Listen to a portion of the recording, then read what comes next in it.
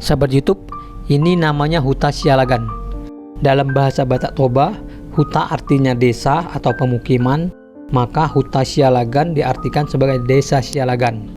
Sedangkan Sialagan adalah marga atau klan Batak Toba, keturunan dari Raja Naimbaton, yang mengikuti garis keturunan Raja Isongbawon, putra kedua Raja Batak.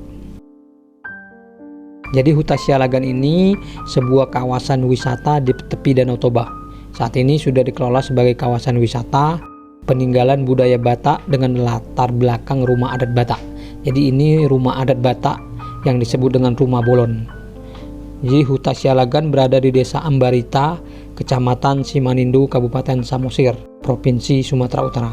Jadi Huta Sialagan ini berada di Pulau Samosir. Bagi Anda yang ingin berkunjung di sini, ini letaknya di Pulau Samosir, tepatnya di Desa Ambarita, Kecamatan Simanindu, Kabupaten Samosir.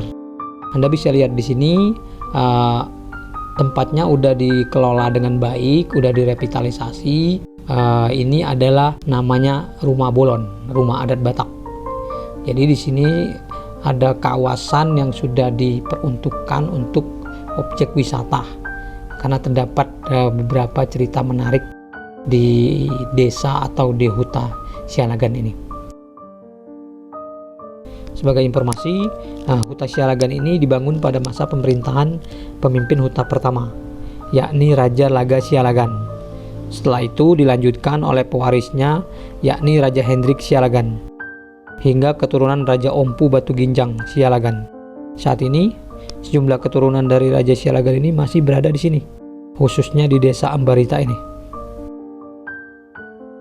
Jadi di sini sudah dijadikan tempat wisata dengan beberapa cerita menarik, diantaranya yaitu adanya batu persidangan.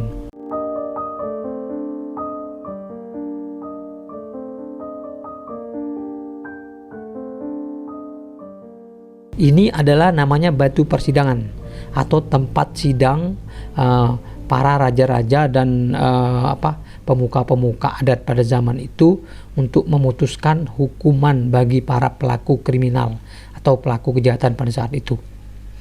Hukuman yang diputuskan oleh raja dan para pemuka adat pada saat itu tergantung dari tingkat kejahatannya. Hukuman yang paling tinggi adalah hukuman pancung, dengan hukuman yang terendah adalah hukum pasung. Bagi yang diputuskan hukuman pancung, maka mereka akan dipancung di tempat eksekusi. Ini adalah tempat eksekusi. Jadi yang dijatuhi hukuman pancung pada sidang atau tempat batu persidangan tadi akan dieksekusi di sini. Saat eksekusi, pakaian penjahat terlebih dahulu akan dilepas untuk memastikan tidak ada jimat yang masih tersisa. Setelah itu, seluruh bagian tubuh akan disayat-sayat. Jika sudah terluka dan berdarah, dipastikan ilmu hitam yang biasanya membuat orang kebal telah hilang. Tak sampai di situ, jika tubuh telah mengeluarkan darah, akan disiram dengan air asam sampai si penjahat menjadi lemah. Baru hukum pancung dilakukan. Yang tambah membuat menyeramkan adalah setelah proses eksekusi selesai, konon jantung dan hati penjahat biasanya akan dimakan agar menambah kekuatan atau kesaktian raja atau tetua adat. Badan pelaku akan dibuang ke Danau Toba selama 7 hari 7 malam. Selama itu pula para penduduk dilarang melakukan aktivitas di Danau Toba.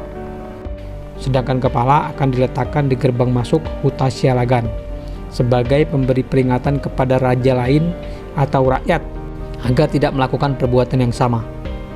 Setelah membusuk, kepala akan dibuang ke hutan di balik kampung, dan selanjutnya warga dilarang beraktivitas di hutan selama 3 hari. Begitulah hukuman untuk para kriminal yang melakukan kejahatan berat seperti merampok, membunuh, memperkosa, dan menjadi mata-mata.